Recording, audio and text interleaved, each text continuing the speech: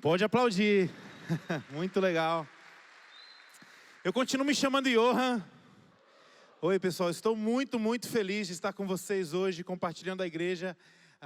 Mais uma mensagem dessa série e campanha Bem por Alguém. Eu não sei quantos estiveram aqui no domingo passado, mas nós tivemos um tempo muito especial e singular na presença de Deus, através da palavra, do tempo de oração e de louvor. E a grande verdade é que quando Deus promove esse tipo de encontro, eu costumo pensar que nós temos dois caminhos. É como alguém que está talvez numa estrada e se depara com uma placa. E nós temos a opção de admirar a beleza da placa, mas continuar seguindo o nosso próprio rumo. E a única coisa que aquele marco nos trouxe foi um deslumbramento, foi uma chamada de atenção passageira. Ou talvez na jornada, quando Deus se manifeste e nos encontre, essa placa ela muda o rumo da nossa história. A placa muda o nosso caminho, muda a nossa jornada, uma jornada nova, uma jornada de transformação. O bem por alguém, para mim, tem representado um pouco disso. Embora nós tenhamos aqui uma linda placa, essa placa não tem o objetivo de nos mover temporariamente. Essa placa não tem o objetivo de nos engajar em algum movimento que vai durar no mês de dezembro. Mas pelo contrário, o bem por alguém é essa placa que nos faz considerar que Deus tem a nós uma nova jornada, um novo caminho, uma nova trilha, um novo rumo. E quando eu e você nós pensamos acerca da campanha, é bem verdade que ela é limitada. Mas quando nós olhamos para o poder de Deus que é dispensado em nós, para que sejamos transformados e possamos também cooperar na transformação do mundo que nos envolve, nós compreendemos que esse poder ele é imensurável. Não temos como medir o poder de Deus no tocante a isso. Então, pensando sobre o nosso tempo aqui hoje como igreja, tivemos um momento muito especial pela manhã, mas pensando no nosso tempo como igreja, eu tenho orado esses dias por nós, e a minha oração ela tem sido uma oração que tem rememorado o encontro que Jesus teve com seus discípulos no caminho de Emaús. Eu não sei quantos conhecem essa história, mas em Lucas capítulo 24, Jesus ele se encontra com dois homens e ele vai conversando no meio do caminho com aqueles homens. E a palavra de Deus diz que aqueles homens, à medida que a palavra de Cristo, que Cristo ia falando, à medida que essas palavras iam sendo ministradas, o coração daqueles discípulos começava a arder. E eles começavam a se sentir diferentes no tocante àquilo que Deus estava dizendo. Minha oração nesses dias é que o Senhor possa, de fato, acender o nosso coração para responder aquilo que o Senhor tem nos requerido. Amém? Eu queria, antes de ler com vocês o nosso texto dessa noite, pausar num tempo de oração. E nós vamos falar sobre viver pela fé. Então, fecha os teus olhos, curva a sua cabeça, se você se sentir confortável. E eu queria gastar alguns minutos aí de oração nesse instante. Jesus, nós queremos continuar adorando e louvando o Teu nome. Muito obrigado, Senhor, porque nós temos a chance de nos reunirmos aqui enquanto igreja, corpo de Cristo, comunidade da fé, família. Obrigado, Senhor. E enquanto nós estamos aqui te louvando, te adorando, te buscando, a minha oração é que a Tua palavra promova em nós esse despertamento, esse desejo não somente de se deslumbrar com aquilo que a gente conhece da Tua palavra. Ó Deus, nos dá sede, nos dá fome, para que possamos vivenciar aquilo que o Senhor tem para nós, à medida que Teu Espírito dispensa aqui as palavras que vêm do livro da vida, Senhor. Eu quero orar para que a palavra encontre um lugar no nosso coração, na nossa mente, que o Senhor possa preparar, Senhor, a nossa vida, nosso entendimento aqui nesse instante. Eu sei que a distração é uma tentação, eu sei que o WhatsApp é uma tentação, eu sei, Senhor, que as coisas que estão acontecendo fora daqui, os nossos problemas, são também tentações, mas eu quero te pedir, Senhor, que o Senhor nos ajude a levarmos a nossa mente agora cativa aos teus pés e à tua presença. E que essa palavra fale conosco em nome de Jesus. Amém. Amém? Amém, pessoal? Amém. Me ajudem aí, parece que amanhã é segunda-feira, vocês estão desanimados hoje. Gente, eu queria ler com vocês Tiago, capítulo 2. Então, se você quiser ligar a sua Bíblia, repreende aí o espírito maligno das redes sociais e pode ligar o celular. Ou você pode abrir a Bíblia, ou você pode acompanhar nos telões aqui o texto de Tiago, capítulo 2. Não sei se você já leu a Bíblia alguma vez, não sei se você já leu um versículo, mas essa tarde você vai bater um recorde, então, você vai ler um capítulo inteiro da Bíblia. E esse capítulo é Tiago, capítulo 2. E Tiago, então, começa dizendo assim: meus irmãos, como podem afirmar que têm fé em nosso glorioso Senhor Jesus Cristo, se mostram favorecimento a algumas pessoas? Se, por exemplo, alguém chegar a uma de suas reuniões vestido com roupas elegantes e usando joias caras, e também entrar um pobre com roupas sujas, e vocês derem atenção ao que está bem vestido, dizendo-lhe: sente-se aqui neste lugar especial, mas disserem ao pobre: fiquem em pé ali, ou sente-se aqui no chão, essa discriminação não mostrará que agem como juízes guiados por motivos perversos? Ouçam, meus amados irmãos, não foi Deus que escolheu os pobres deste mundo para serem ricos na fé? Não são eles os herdeiros do reino prometido àqueles que o amam? Mas vocês desprezam os pobres. Vocês fazem bem quando obedecem à lei do reino, conforme as escrituras dizem: ame o seu próximo como a si mesmo. Mas, se mostram favorecimento a algumas pessoas, cometem pecado e são culpados de transgredir a lei. Pois quem obedece a todas as leis, exceto uma, torna-se culpado de desobedecer a todas as outras. Pois aquele que disse, não cometa adultério, também disse, não mate. Logo, mesmo que não cometam adultério, se matarem alguém, transgredirão a lei. Portanto, em tudo que disserem e fizerem, lembrem-se de que serão julgados pela lei que os liberta. Não haverá misericórdia para quem não tiver demonstrado misericórdia, mas, se forem misericordiosos, haverá misericórdia quando forem julgados. De que adianta, meus irmãos, dizerem que têm fé se não a demonstram por meio de suas ações? Acaso esse tipo de fé pode salvar alguém? Se um irmão ou irmã necessitar de alimento ou de roupa, e vocês disserem: até logo e tenha um bom dia, aqueça-se e coma bem, mas não lhe derem alimento nem roupa, em que isso ajuda? Como vem, a fé por si mesma, a menos que produza boas obras, está morta. Mas alguém pode argumentar: uns têm fé, outros têm obras. Mostre-me a sua fé sem obras, e eu pelas minhas obras lhe mostrarei minha fé. Você diz crer que há um único Deus. Muito bem, até os demônios creem nisso e tremem de medo. Quanta insensatez! Vocês não entendem que a fé sem obras é inútil? Não lembram que nosso antepassado Abraão foi declarado justo por suas ações quando ofereceu seu filho Isaque sobre o altar? Como vem, sua fé e suas ações atuaram juntas, e assim as ações tornaram a fé completa. E aconteceu exatamente como as escrituras dizem: Abraão creu em Deus e assim foi considerado justo. Ele até foi chamado amigo de Deus. Vejam que somos declarados justos pelo que fazemos, não apenas pela fé. Raabe, a prostituta, é outro exemplo.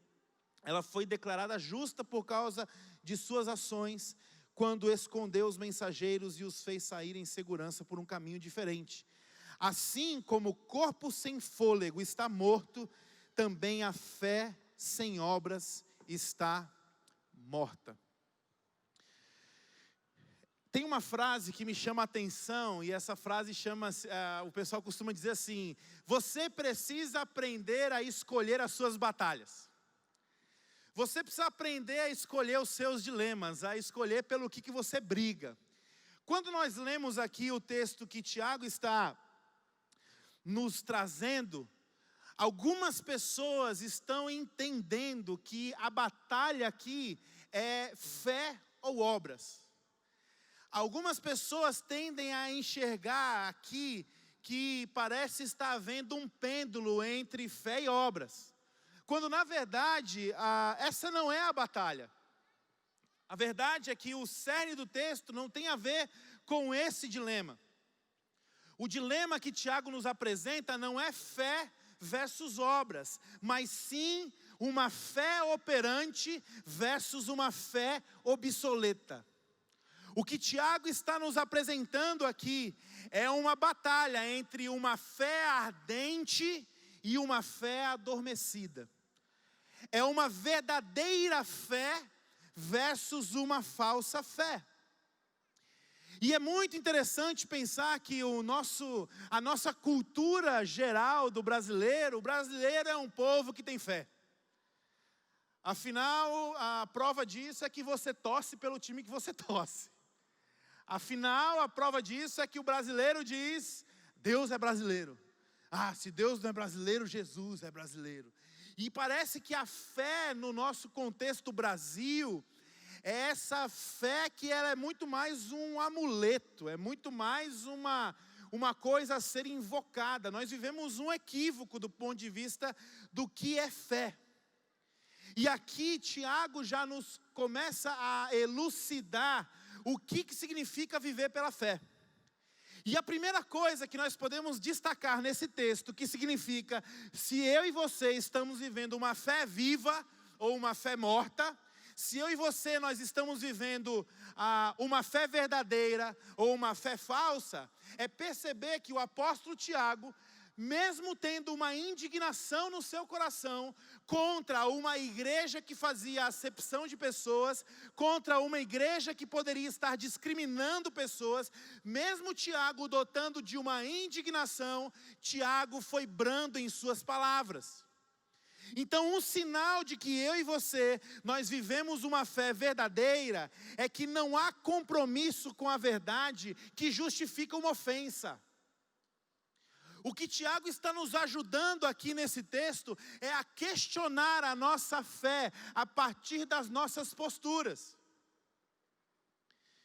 Embora haja uma indignação na conduta daquela igreja, o apóstolo revela um amor corretivo e ele cuida das suas palavras. Ele cuida do jeito que ele fala com as pessoas, que ele transmite as verdades de Deus. Se você é um homem de fé, cuide de suas palavras. Se você é uma mulher que tem uma fé viva, observe o seu proceder no falar. A fé, ela pode ser interpretada como a certeza da salvação. Hebreus 11 defende isso. A fé é a certeza daquilo que nós não vemos. Mas também a Bíblia revela uma outra faceta da fé que tem a ver com como você enxerga o mundo. Fé também são as lentes que eu e você estamos usando para reagir diante das situações e das pessoas que estão ao nosso redor. Fomos ministrados domingo passado sobre a parábola do bom samaritano. E o religioso, quando põe Jesus à prova, o religioso recebe duas perguntas de Jesus. A primeira pergunta foi: o que está escrito na lei? Essa o religioso tirou nota 10. Porque no campo do conhecer, no campo do memorizar, no campo do decorar, o religioso tirou nota 10. Mas Jesus tem uma segunda pergunta. E essa pergunta não tem a ver somente com o que nós conhecemos. Jesus pergunta para o religioso a seguinte questão: como você a entende? Aqui Jesus está dizendo como você aplica isso na sua vida. Fé, então, não é somente uma questão de crença. Fé também é uma questão de postura. Caminhar pela fé, então, seria caminhar na certeza das coisas que Deus tem para nós, à medida que ajustamos na nossa vida aquilo que nós cremos com aquilo que nós vivemos. E eu queria então hoje meditar com vocês em Tiago capítulo 2, mas eu queria meditar começando do segundo bloco, de trás para frente, onde Tiago começa então a nos elucidar acerca do que é fé. O que a fé faz? E uma primeira pergunta para nós essa tarde é: a fé move as mãos de quem? A fé move as mãos de quem? A sua fé move quem?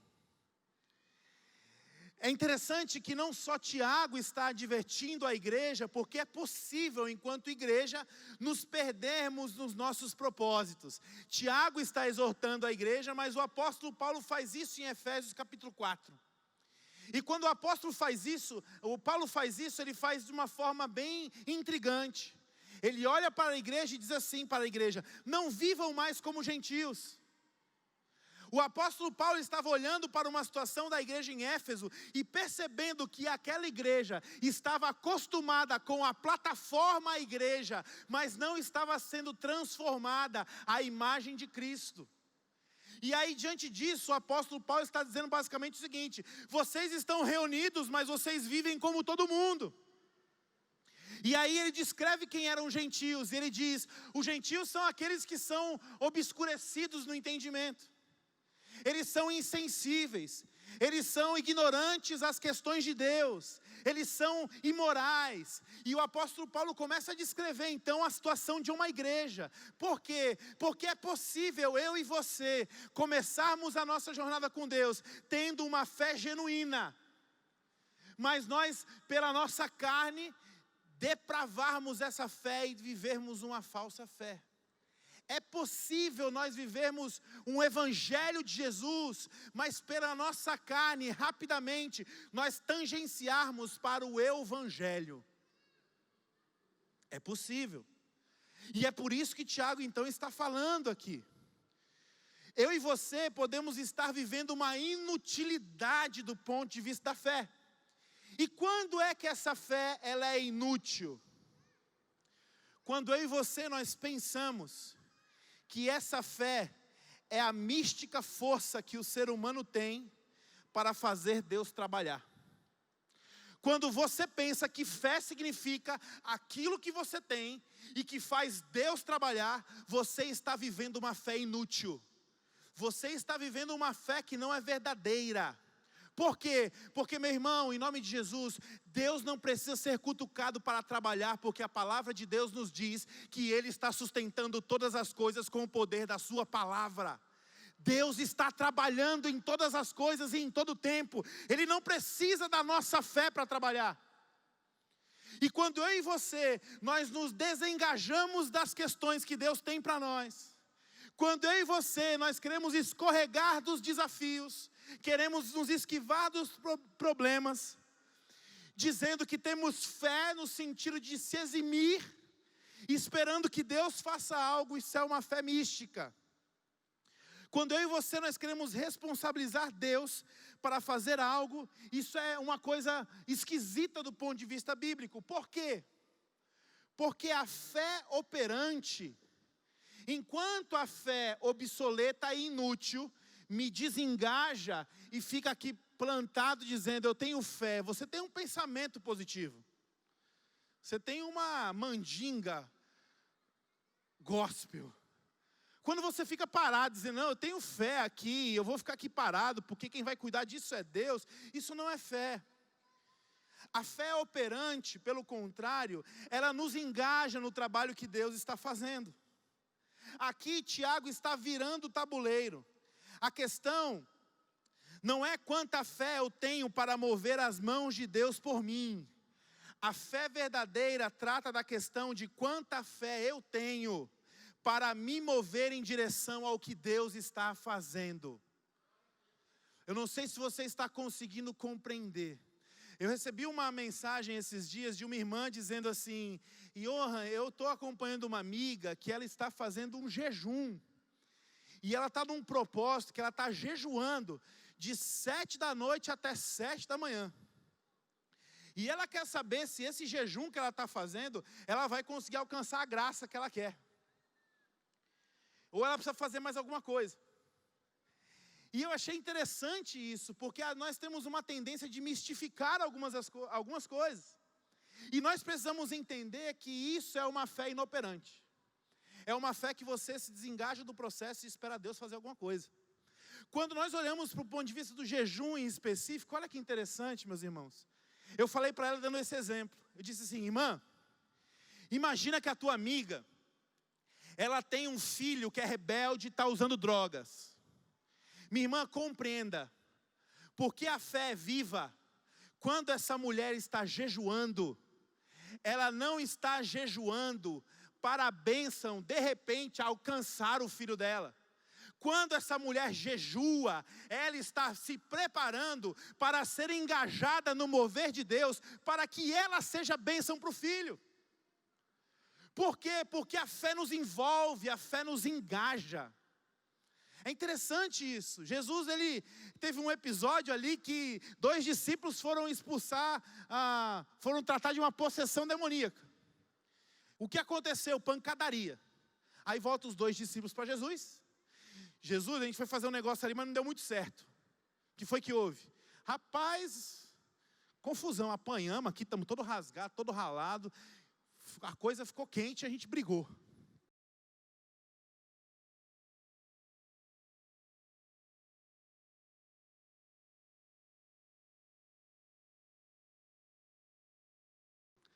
Jesus, ele fala, há castas que só saem com jejum e oração.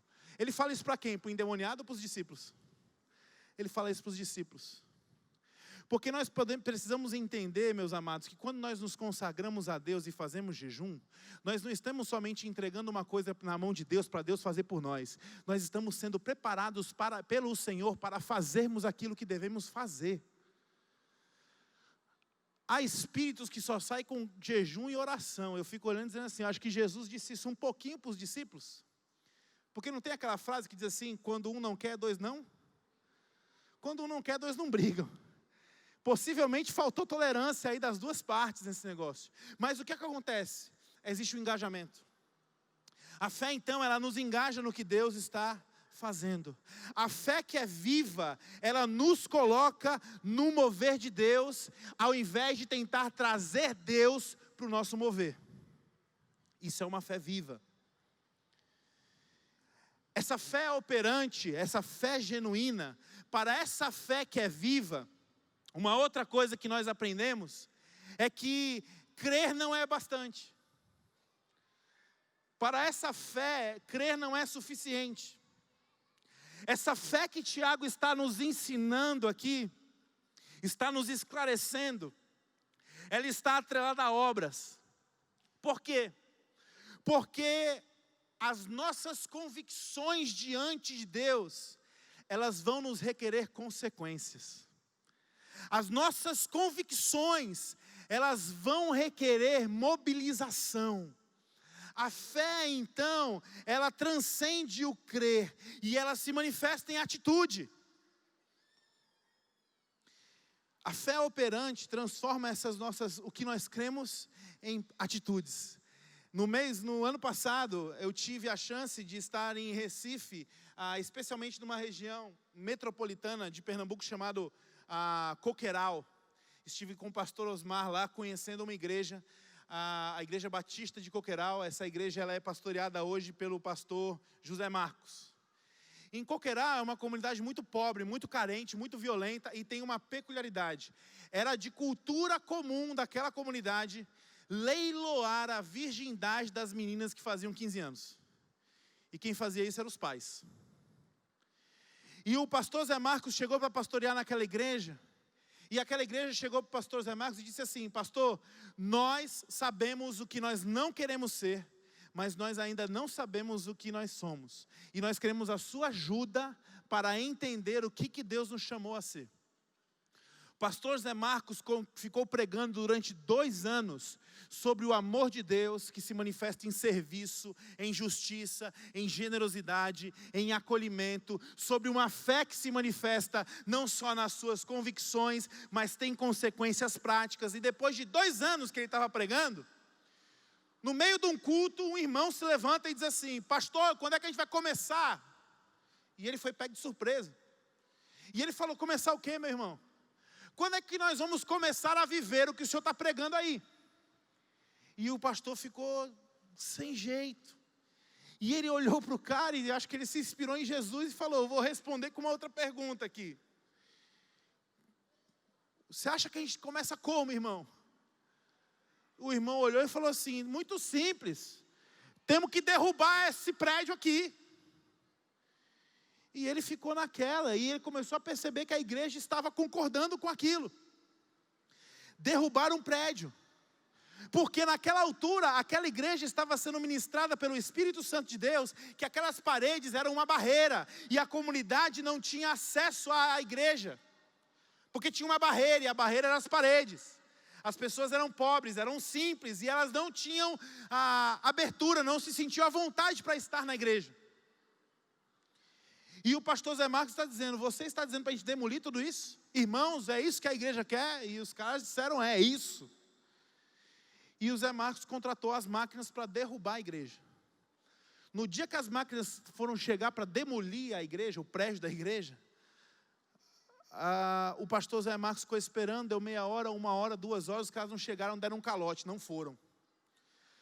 A igreja estava toda lá para celebrar que o prédio ia ser demolido. Aí o pastor Zé Marcos olhou e falou assim: irmãos, as máquinas, os caras me deram um calote, infelizmente a gente não vai conseguir derrubar o prédio hoje. Aí o irmão levantou a mão e disse: pastor, e se nós pegar nossas marretas, nós não podemos derrubando não? E o pastor olhou e falou assim: quem topa? Os irmãos, tudo: eu topo. A igreja demoliu o prédio, fazendo festa. Porque estava entendendo que a convicção que Deus estava dando precisava se manifestar em consequências visíveis, palpáveis e tangíveis. Sabe o que aconteceu? Eles demoliram a igreja. Aí chegou um irmão para o pastor e disse assim: pastor, domingo tem culto? O pastor falou: tem. E o irmão falou assim: onde? E o pastor ficou em silêncio pensando: boa pergunta. Derrubamos um prédio. Aí um outro irmão chegou e disse assim: pastor, eu tive uma ideia. A gente consegue ver as máquinas aí para limpar o terreno. O primo do vizinho, da tia, da avó, da minha filha tem uma lona de circo parada. Ele pode emprestar para a gente armar aqui e fazer nosso culto. E o pastor disse: então vamos fazer isso. Eles limparam o terreno. E de sexta para sábado eles conseguiram armar uma tenda de circo para fazer o culto. Aquela igreja naquela altura tinha 200 membros. No primeiro domingo, embaixo da tenda de circo, sabe o que aconteceu? Mais de 500 pessoas chegaram ali. Sabe quem compunha as 500? Das 500, 200 eram os membros da igreja. E o resto era tudo criança da comunidade, que olhou para a tenda de circo e falou: eu quero ir. Desde aquele dia, essas crianças não deixaram de participar da igreja. E por consequência, os pais começaram a participar. E por consequência, aquela realidade começou a ser transformada. Hoje, aquela igreja tem 500 membros e ela atende a mais de 1.500 crianças. Atende em projetos, dando café, almoço e janta, escolaridade, capacitação. O Zé Marcos chegou para nós e falou assim: irmãos, aqui na igreja a gente consegue levantar de oferta por mês 15 mil reais. Sabe quanto é que nossa igreja gasta com essas crianças por dia? Aí ele falou assim: nossa igreja gasta uma média por dia com essas crianças de 1.500 reais. Faz a conta, Johan. E quando eu fiz a conta, qual é o resultado disso? Não bate. Eu falei: pastor, não bate, como é que o senhor faz isso? E ele disse: é desse jeito. Quando você caminha em fé, transformando as suas convicções em consequências, você experimenta o pão nosso de cada dia, nos dai hoje.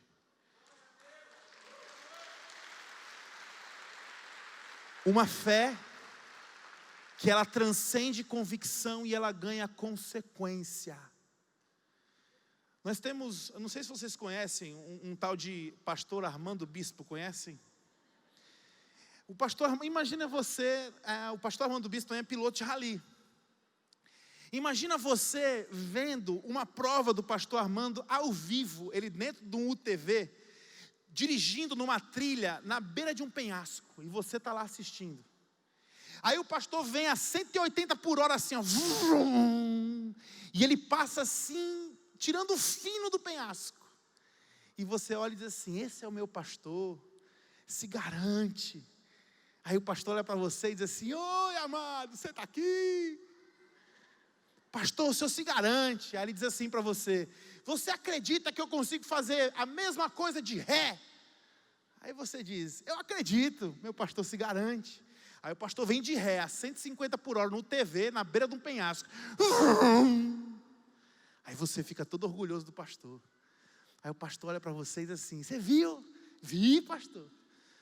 Você acredita agora que eu consigo ir de ré a 200 por hora, de olho fechado? Aí você é admirado com o pastor, você diz o quê?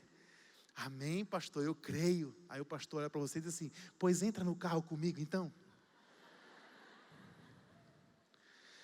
Existe uma grande diferença em acreditar em alguma coisa e se comprometer com aquilo. Existe uma grande diferença em você dizer eu creio e a tua fé dizer eu me submeto. Quando Tiago está nos alertando acerca da fé morta e da fé viva, Tiago está nos levando a uma compreensão de que como cristãos, nós somos chamados a nos comprometer com aquilo que Deus nos chama a fazer. É por isso que quando a gente faz uma campanha, por exemplo, e nós temos talvez um desafio financeiro, e não faz sentido, é uma incoerência, um cristão que faz parte da igreja dizer assim, amém, a gente vai trocar a tenda. Eu acredito que a gente vai trocar a tenda, mas não se compromete. Porque isso não é fé operante, isso é fé obsoleta. Tiago então nos chama a esse comprometimento. E aí a fé agora ela ganha uma dimensão, a fé que é compromisso, ela não é privatizada. Entenda o seguinte, a nossa fé ela é pública. Enquanto eu e você, nós amadurecemos em oração, da porta do quarto para dentro, nós amadurecemos a nossa fé da porta do quarto para fora.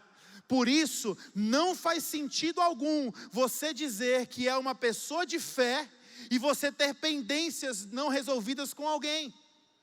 Não faz sentido algum eu dizer para você, olha aí, eu sou um homem de fé, mas eu não falo com uma pessoa, eu sou indiferente, eu sou preconceituoso, eu sou uma pessoa que julga as outras pessoas. Não faz sentido. Não faz sentido você dizer que é um excelente homem de fé, mas você é um péssimo pai, um péssimo marido, um péssimo líder. Não faz sentido uma mulher dizer, eu sou uma mulher de fé, mas ela ser uma mulher intrigante, que não edifica a sua casa. Não faz sentido. Por quê? Porque a fé é pública. Por quê? Porque a nossa relação com Deus, ela está sendo manifesta diretamente com a nossa relação com os outros. A Bíblia nos ensina acerca disso. O que o bom samaritano fez naquela história, meus irmãos? O bom samaritano, quando ele encontrou aquele que foi assaltado no meio do caminho, sabe o que ele fez? Ele se relacionou com aquele que estava no meio do caminho. E sabe qual a consequência daquela relação? Um culto aconteceu ali. Quando ele deposita os elementos de culto sobre o que for assaltado, o samaritano não consegue levar quem está ali para a igreja, mas ele leva a igreja para quem está ali. Ou seja, andar em fé, ter fé, uma fé viva. Fé viva significa poder de Deus para transformar o nosso casamento em um encontro com Ele. Fé viva é poder de Deus que nos ajuda a transformar a relação com os nossos filhos em um encontro com Deus. Se você tem fé, transforma a tua profissão em um encontro com Deus. Se você tem fé, transforma a tua rotina em um encontro com Deus. Se você tem fé, transforma as tuas redes sociais em um encontro com Deus. Porque o que Tiago está nos dizendo é que essa fé, ela precisa ganhar visibilidade, ela precisa se manifestar em pessoas, em relações. Somos chamados a isso. E aí nós temos esse descortinar de que obras e fé não são complementares. O que Tiago está nos ensinando é que obras são os sinais vitais da nossa fé. É como alguém que contraiu uma virose. Sabe uma virose braba daquelas? Uma virose que você, quando digita no WhatsApp, bom dia, a pessoa diz assim, Vala está doente. Só pelo bom dia digitado no WhatsApp, a pessoa sabe que você está doente. Sabe aquela virose, quando você entra dentro do ambiente, a pessoa olha e diz assim, vixe, pegou, né? Quando eu e você, nós conhecemos a Cristo, quando eu e você, nós abrimos o nosso coração para Jesus, nós contraímos o vírus do amor. E onde eu e você plantarmos os nossos pés, esse amor de Deus precisa ser evidente. É por isso que eu anseio esses momentos que aconteceram na palavra de Deus em Atos capítulo 4, verso 13. Quando João e Pedro foram presos, eles foram inquiridos. E o Sinédrio olhou para os dois e disseram assim, vendo que eram homens simples e iletrados, mas vendo também a coragem que eles tinham, aqueles homens concluíram que Pedro e João estiveram com Jesus. Você tem fé, meu irmão, para que as pessoas possam olhar para você e elas enxerguem em você, sabe quem? Cristo. Por isso que a fé não pode ser obsoleta, por isso que a nossa fé não pode ser morta. No primeiro bloco desse texto de Tiago, então ele nos alerta a uma coisa. O que o evangelho, o que a igreja tem a ver com a pobreza humana? O que fé tem a ver com isso? Tiago, quando começa a sua exposição aqui em Tiago 2, ele nos leva a compreendermos a beleza da igreja de Jesus. E a beleza da igreja de Jesus, a beleza dessa igreja é que ela não é uma igreja que vive pela meritocracia. Ela não é uma igreja que faz dissensão de pessoas, que fomenta o preconceito. Pelo contrário, onde a igreja está se manifestando, o preconceito precisa acabar. Onde a igreja se manifesta e se reúne, a injúria precisa acabar. Onde a igreja se manifesta e se reúne, a falta de amor e a indiferença precisa acabar. Porque quando Tiago está esboçando que igreja não é lugar de discriminação, que o desenho da igreja é uma comunidade acolhedora, Tiago está nos mostrando que essa igreja tem um dono, e o dono da igreja chama-se Jesus e mais ninguém. Por que não pode ter meritocracia na igreja? Porque o dono da igreja instituiu graça para a igreja. Então não dá para fazer por merecer dentro da igreja, não faz sentido. Aquele homem, perito na lei, olhou para Jesus dizendo assim, o que eu posso fazer para herdar a vida eterna? O que ele pergunta para Jesus? O que eu posso fazer para garantir por mérito a minha salvação? O que eu posso fazer para ter salvação por direito? Sabe o que Jesus diz no final da história? Em suma, Jesus diz assim, resolve a briga que você tem com o samaritano. Meus irmãos, judeus e samaritanos eram brigados há mais de 600 anos. Quando Jesus olha para o religioso dizendo assim, você quer dar a vida eterna pelo braço pela força do teu braço? Pois resolve uma briga de 600 anos. Jesus está ensinando uma coisa para ele, sabe o que é? Nós não podemos herdar a vida eterna pelo nosso próprio mérito. É por isso que nós carecemos de Jesus. Tiago está dizendo, está mostrando para nós aqui, está revelando a beleza da igreja. E a beleza da igreja é que essa igreja tem um dono, e esse dono é Jesus Cristo e mais ninguém. E por causa de Jesus, a igreja é uma fraternidade universal. Por causa de Jesus, a igreja é uma família. Por causa de Jesus, a igreja é comunhão para toda a gente. A igreja é casa, a igreja é família de Deus. A igreja é uma mesa posta onde todos têm lugar. A igreja é uma igreja que acolhe pretos, brancos, acolhe estrangeiros, e esses que são diferentes na igreja aprendem a ser um. A igreja ela é bela porque na igreja nós compreendemos que toda raça, tribo e nação adorarão ao Senhor juntos. A igreja é bela por isso. A igreja é bela porque mesmo sendo muitos, todos somos um em Cristo Jesus. Jesus está nos nivelando. É por isso que a igreja ela é bela. A igreja ela é bela, meus irmãos, porque num mundo sem afeto, nós somos o abraço apertado, amém? A igreja ela é bela, porque em um mundo sem esperança, nós somos a oração que traz esperança. A igreja ela é bela, porque em um mundo de fome, nós somos a casa do pão. É por isso que nós somos essa igreja tão bela. Porque Jesus está trabalhando em nós, para nós entendermos que próximo é aquele que nos pertence. Por que o evangelho tem relação com a pobreza, meus irmãos? Por que Cristo se fez pobre? Por duas questões.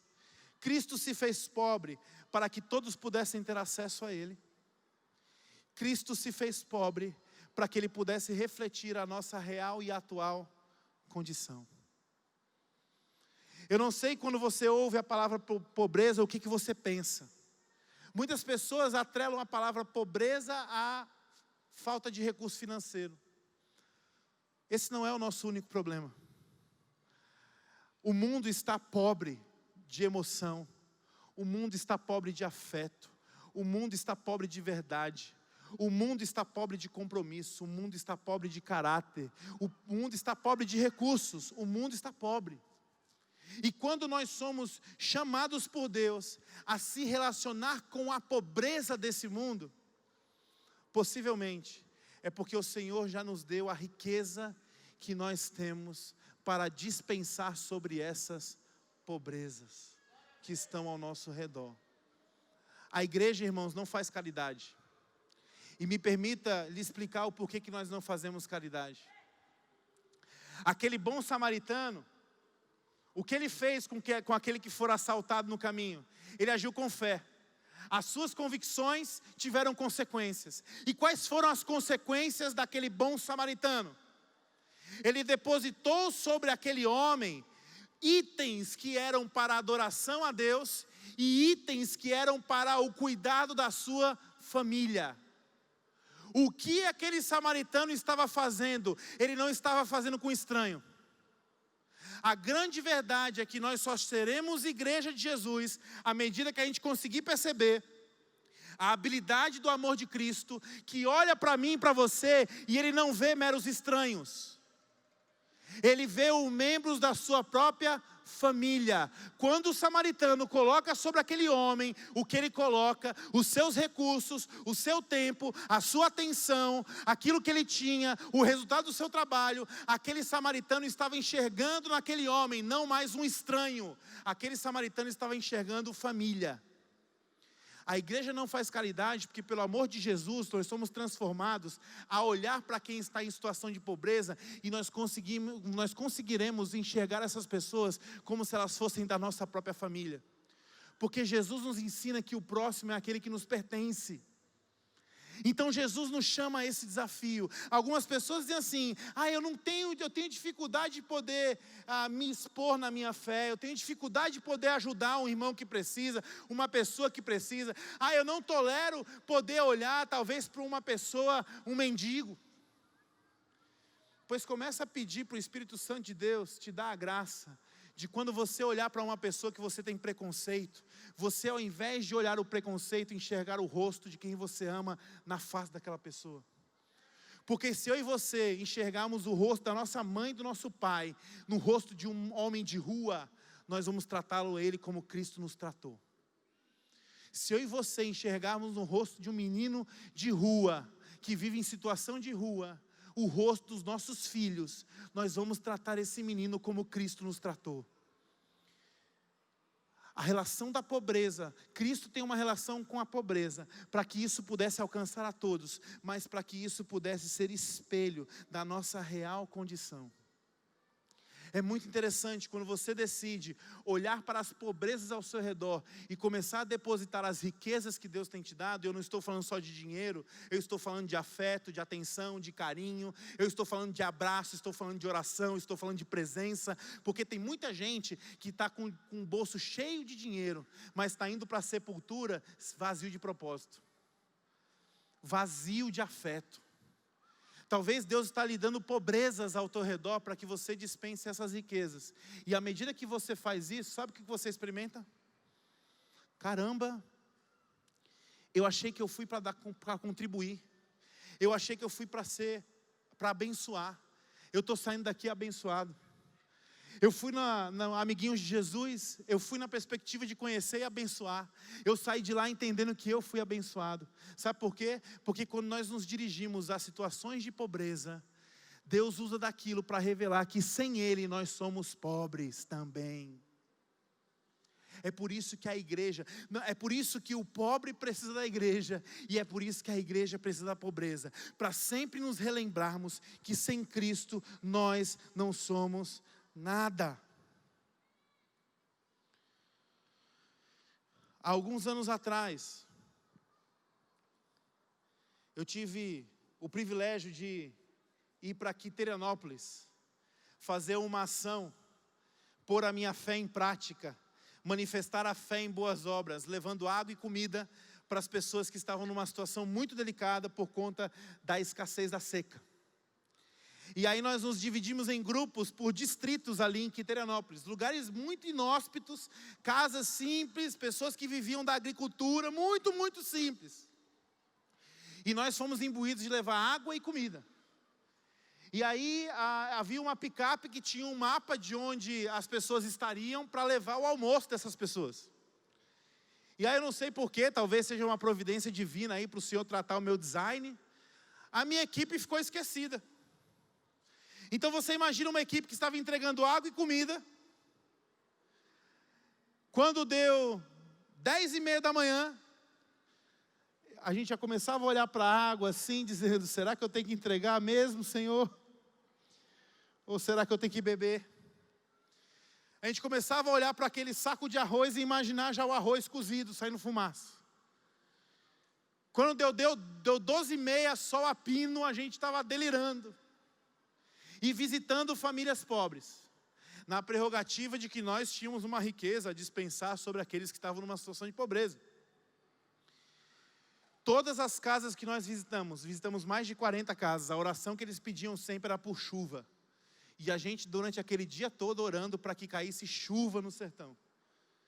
Quando deu 12:30, que a gente batia na porta, o senhorzinho, a senhorzinha abria, olhava para a nossa cara e dizia assim: vocês estão com fome? E a gente dizia assim: nós estamos, mas vai chegar o almoço. E o senhorzinho olhava e dizia assim: não, o almoço já chegou, eu vou abrir isso aqui que vocês estão me dando para fazer, para a gente comer junto. Sabe o que é isso?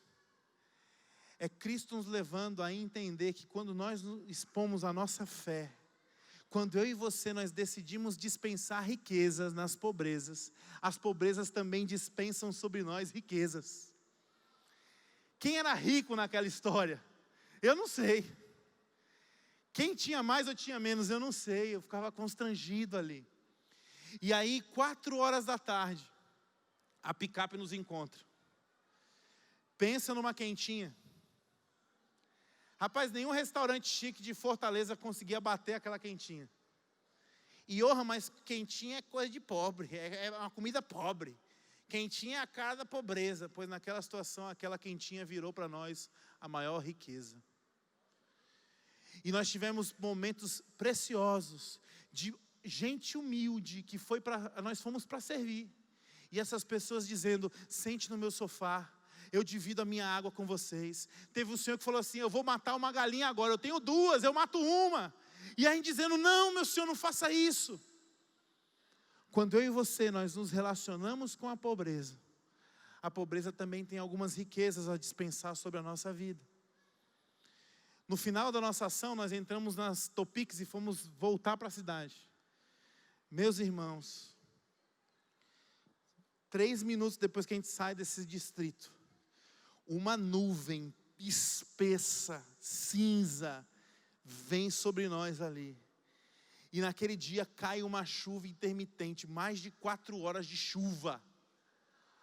Quando aquela chuva, aleluia, quando aquela chuva começa a cair, todo mundo que estava naquela picape começou a chorar. E sabe qual era o sentimento? O sentimento não era somente que Deus tinha ouvido a nossa oração.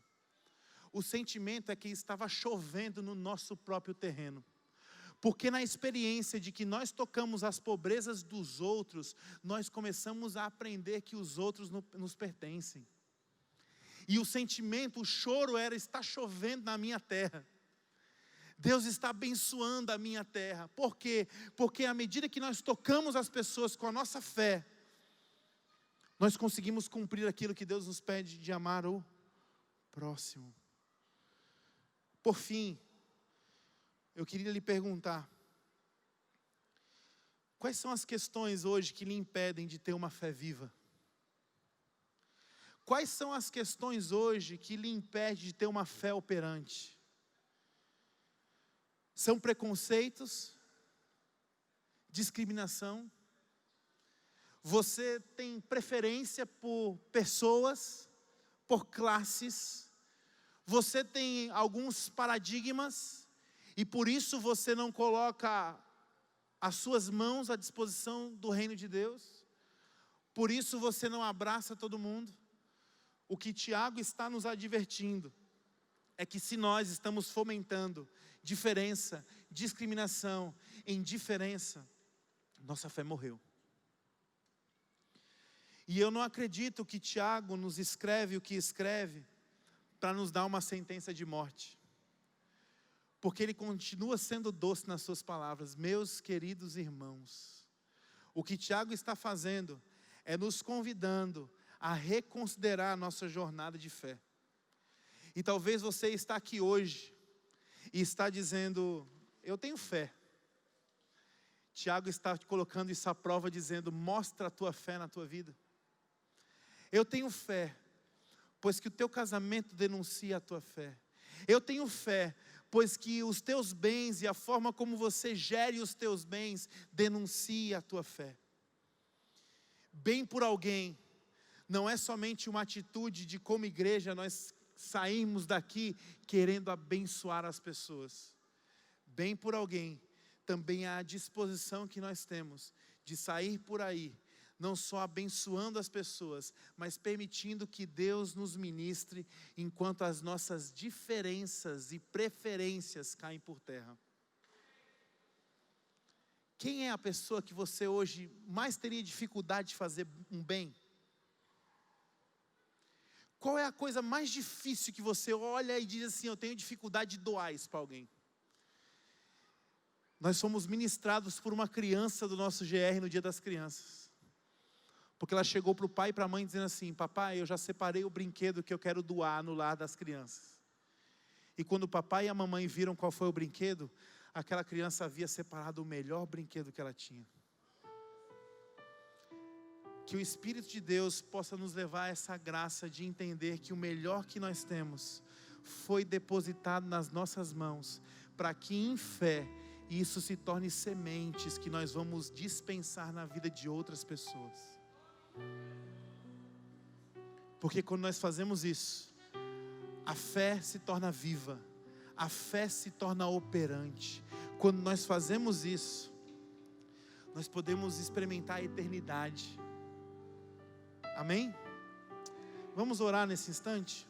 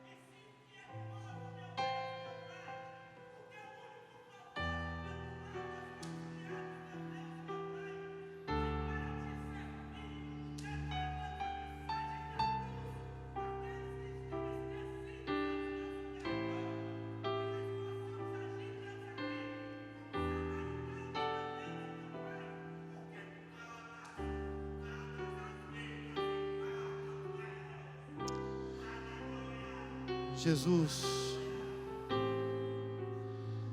nós estamos aqui mais uma vez sendo confrontados pela Tua palavra, Senhor. Nós queremos orar para que no nosso meio toda discriminação caia por terra, Senhor. Senhor, nós queremos orar para que toda inimizade seja cessada, Senhor. Senhor, nós estamos aprendendo que não tem como dizer que temos fé e sermos inimigos uns dos outros. Senhor, nós estamos aprendendo que não dá para dizer que temos fé se nós queremos ser diferentes uns dos outros, melhores uns dos outros. Ó Deus, o Teu Espírito trabalha no nosso meio não para que haja competição. O Teu Espírito está entre nós para que haja cooperação. E Senhor, eu quero Te rogar que o nosso coração venha a ser transformado à medida que a Tua palavra ela vai ganhando espaço na nossa mente. À medida que a Tua palavra vai ganhando espaço no nosso coração. Ó Deus, nós queremos ter uma fé que ela sim se manifeste no eu creio, mas ela também se manifeste no porque eu creio, eu faço, porque eu creio, eu me comprometo. Senhor, o Senhor já desmantelou a meritocracia. Nós somos a comunidade da graça. Ninguém aqui é melhor do que ninguém, Senhor. Por isso nos ajuda a viver isso. Nos ajuda, Senhor, a entender que nessa história do bom samaritano, nós não somos bons. Nós não somos nem sacerdotes, nem levitas. Essa história é a nossa história, porque nós somos aquele que for assaltado. Nós fomos aqueles que perderam o propósito, que se viraram contra o Senhor. Nós somos aqueles que titubeamos, que facilmente nos esquivamos. Nós somos carentes. Nessa história nós somos a pobreza, Senhor. Nos ajuda a entender que o Senhor é o nosso bom samaritano. Nos ajuda a entender, Senhor, que o Senhor parou no nosso caminho. O Senhor olhou, curou as nossas feridas. O Senhor depositou aquilo que tinha sobre nós. Seu tempo, seu afeto, seus recursos. Porque ali o Senhor não estava olhando para um estranho. Ali o Senhor estava olhando para cada um de nós e vendo família. O Senhor foi para aquela cruz e morreu naquela cruz porque o Senhor via família.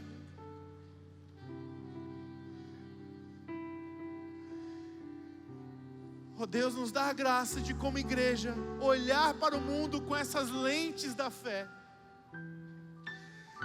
Quem está sofrendo com pobreza, quem está sofrendo com dores,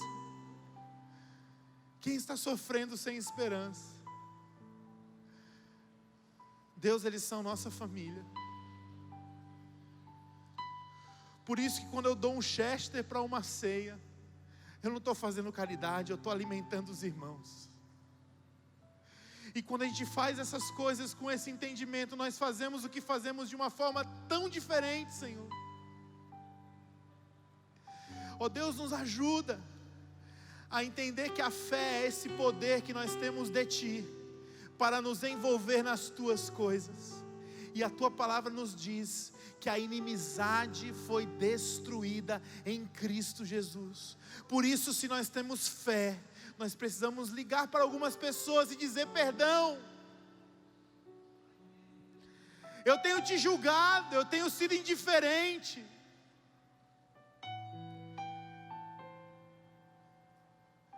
Eu tenho esperado retorno por aquilo que eu dou. Eu tenho tentado te manipular, me perdoa. Porque eu tenho fé, eu quero ser um melhor pai. Porque eu tenho fé, eu quero ser um melhor marido. Porque eu tenho fé, eu quero ser uma melhor esposa. Porque eu acredito que Deus está me chamando para cooperar com Ele no seu trabalho. E é por isso que eu digo, eu tenho fé. Eu tenho fé para construir uma família, porque eu sei que o Senhor edificará a minha casa. Eu tenho fé para não ser apegado às coisas materiais, porque eu sei que o Senhor tem cuidado de mim. Ó Deus, nos tira dessa fé inoperante. Ó Deus, nos tira dessa fé morta, Senhor. Talvez hoje você está aqui no modo automático. Talvez você não sente esse queimar do Espírito Santo de Deus há muito tempo.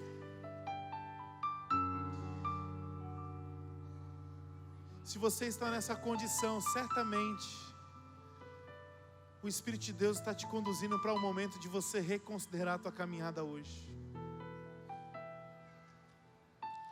E à medida que nós estamos orando aqui, eu não poderia deixar de fazer o convite, enquanto a igreja ora. Talvez hoje seja o seu dia de entregar a sua vida ao Senhor Jesus Cristo. Talvez hoje seja o seu dia de olhar para aquilo que você vive e saber do que não agrada a Deus, tomar a decisão de fazer diferente. Talvez hoje é dia de você dizer: Senhor, eu quero te aceitar como meu Senhor e Salvador. Eu quero fazer parte da família de Deus. E se você está nessa condição aqui hoje à tarde, querendo entregar a tua vida para Jesus, enquanto a igreja está orando, levanta uma das tuas mãos aí no teu lugar. Nós queremos te abraçar, orar contigo. Alguém quer fazer essa decisão hoje? Aleluia. Alguém mais gostaria de fazer isso? Alguém mais quer tomar essa decisão hoje? Hoje é o seu dia. Deus está falando comigo. Deus está me chamando de volta. Alguém mais queria fazer isso? Se você está com vergonha, está sentindo que está travado aí, peça ajuda para alguém, dizendo: meu irmão, eu quero levantar a mão, levanta comigo aí, me ajuda. Alguém mais quer tomar essa decisão? Amém. E talvez você, crente em Cristo Jesus, está sendo tocado pelo Espírito Santo de Deus para sair dessa fé morta e dizer: Senhor, reacende a chama no meu coração. Talvez você está contrito, quebrantado hoje aqui. Nós queríamos também orar por você. Você que é crente em Cristo Jesus e está tomando uma decisão hoje de sair dessa zona obsoleta e dizer: Senhor, eu quero que minha fé seja viva. Fica de pé no seu lugar, nós vamos orar por você também, meu irmão e minha irmã. Aleluia, aleluia, aleluia, aleluia. Fecha os teus olhos, gasta um tempinho de oração no teu lugar. Nós vamos adorar a Deus juntos. Jesus, a tua palavra está sendo lançada sobre nós. E assim como Tiago nos diz que nós não possamos ser somente ouvintes da tua palavra, mas praticantes. Nós queremos te obedecer, Senhor, e que nossa fé possa ser manifesta não somente na consciência, mas também na prática, nas relações. Ó Deus, que cada irmão e irmã que se levantou aqui receba a graça de poder tornar a sua casa em um encontro com Deus, a sua família em um encontro com Deus, o seu casamento em um encontro com Deus. Aqueles que estão aceitando a Cristo hoje à noite, Senhor, eu quero orar e rogar sobre eles, te pedindo a tua bênção, e que eles possam se sentir acolhidos numa comunidade de fé, numa família que tem os seus erros, mas que se arrepende, numa família que chora, mas que é consolada pelo Senhor. Deus, muito obrigado, porque a tua palavra ela é viva e eficaz, e nós queremos, como teu povo, consagrar agora a nossa vida a ti, fazendo desse louvor a nossa oração.